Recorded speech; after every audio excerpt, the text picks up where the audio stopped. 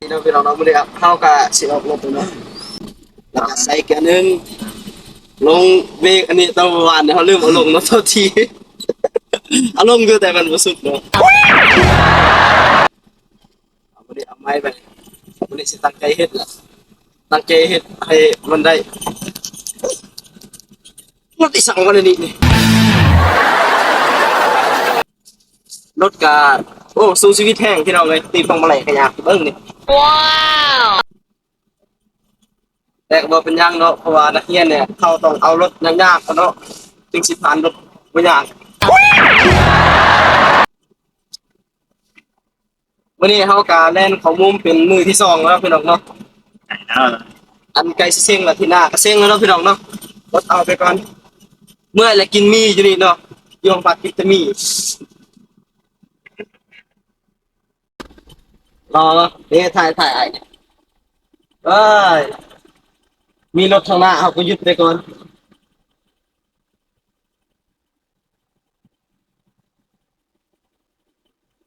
ผู้สาวเขาขับเนาะเนี่ยเนาะซุ่มเป็นใครอีกหน้าขาวผู้สาวบ้านใดไอ้ายขอจีบเจ้าแน่ใดพอจะให้ถ่ายบอลอันนั้นเขาเป็นคอยถ่ายบอลคอย จะถ่ายจะต้องเป็นมือกลองจะเบิ้งทางกล้องพันอะไรจะถ่ายคอยบุษงหรือบุษงข้าวมาได้งอเอ้ยคนสู้ชีวิตอดีตไม่สวยดอกน้องมันงามมันยากน่าอะไรมอแบบนี้งมือในกองขับรถอะไรวะพอขับคันเดียวฮะคันเดียวเข้าออกอาจารย์เราออกอันนั้นนั่นวะไปขับคันเดียวจะสิงคพันแดงดีกว่าถ้าพันแดงมันน่าเสียวไม่ได้เลยหมดมันกระเทิง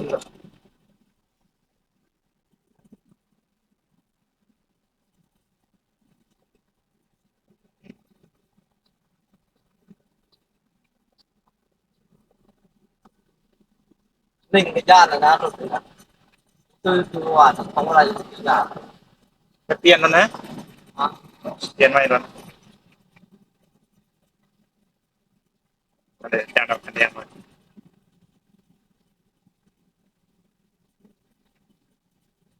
คันเดียวนะก็ซูเปอร์ร่วมเหมือนนะเห็นควันเลยคันเดียวคือชิง่ายนะผมอะไรเนาะนะคิดว่านะรู้ว่ามีแล้วคันเดียวมีทุนถึงนะ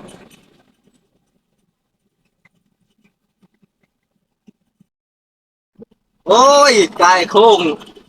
พี่น้องเลยพวงมาลัยรถมันยากโอ้ยบ่ได้รถนี่นี่มื่นกับสีขับรถเมล์แล้วพี่น้องเราเปลี่ยนแล้วขับรถแดงไงตัวนั้นน่ะเออรถแดงแต่ว่าเพิ่งขับรถแดงก็แค่นี้กว่าแต่ว่าหักเบรกมันยากเนาะรถตัวนี้นี่ยากพวงมาลัยมันนี่เป็นแบบเฮ้ยเบ๊ก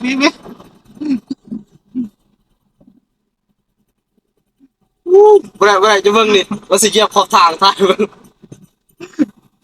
อะไรนะเลยอะไรนะผมอะไรเป็นสี่ไม่เปลี่ยนบ้านอะไรนะโอ้ยรถตัวนี้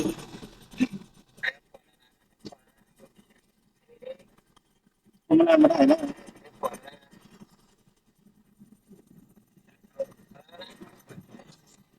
มาได้นะโอ้จนได้ใส่เกียร์ถอยนั่งเดี๋ยวคนสิถามนี่คือสิตกห้องแล้วเนาะแต่ขับรถตัวนี้มาอันนั้นไม่ได้มันชิลี่เลยวะโอ้ขับรถเดียวหนึ่งโพมนะมาได้แน่หรอแทนเป็นไหมอาจารย์เปลี่ยนรถสีแดงกันดีกว่าเนาะ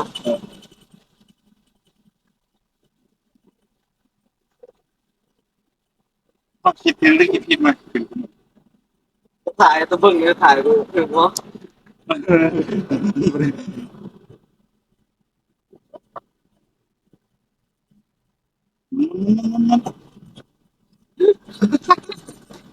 สู้ชีวิตแห้งพี่น้องเลย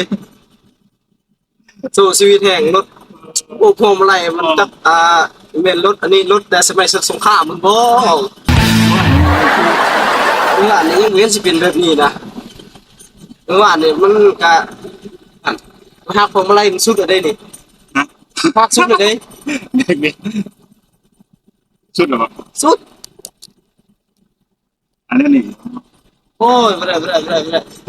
มันสิเหยียบขอบทางอีก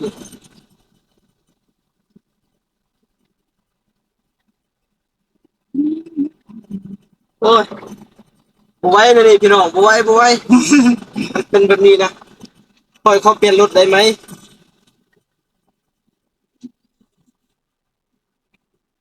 ฟังคำแบบเบรกนี่เกี่ยอย่างเนาะเออฟังคำมึงครับนักร้อยเมื่อไหร่รู้คือกูบ้าเลยอันนี้ก็ชิบจะต้องตีนมันป้ายอยู่ปะกูจะเปลี่ยนขั้นใหม่เลยนั่นมันเขาเป่าไทยทำเขาเป่าจะคือ มันเปลี่ยนรถเลยผ่านมองนี่มันซื้อมองนี่ท่านนี่มันไอ้นี่มันอยู่มองนี่หมดสิดีวันวันนี้มันชื่อว่าเอออามนนะเอาไปขามุงขอบคุณดิต่ออ้าว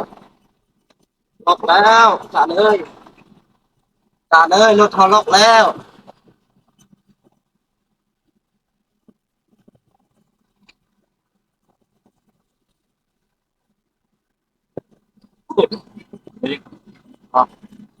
ก็เหยียบอันนั้นสินเหรอเหยียบเหยียบ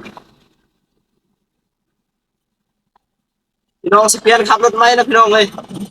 รถนี้นะไม่ได้พี่น้องรถสมัยสักสงครามคุณเฮ้ยโอ้ยเลยพี่น้องรถนี้เนี่ยเฮ้ยเบิ้งที่พวงมาลัยขยาดเลยเอาไปก้อนนักเรียนเขา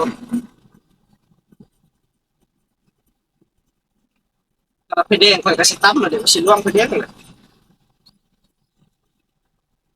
แหมก่อนจอดแล้วพี่รองเนาะการดีที่จอดของเขา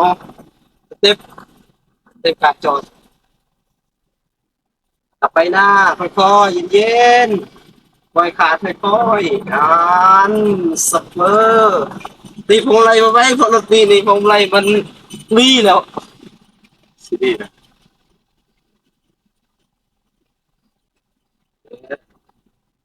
สิเขามุ่งพันในรอบพี่น้องเนาะเขามุมตุ้ตีแม่นบ่ซีซีตุ้ตีบ่มุมชี้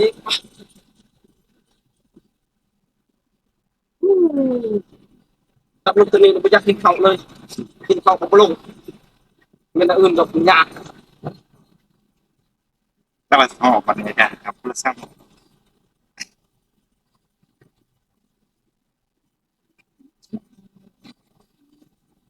เรียนเป็นเรียนดีกว่าเนาะ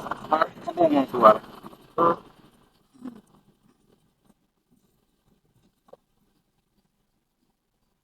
ไม่ต้องไปหรือวะ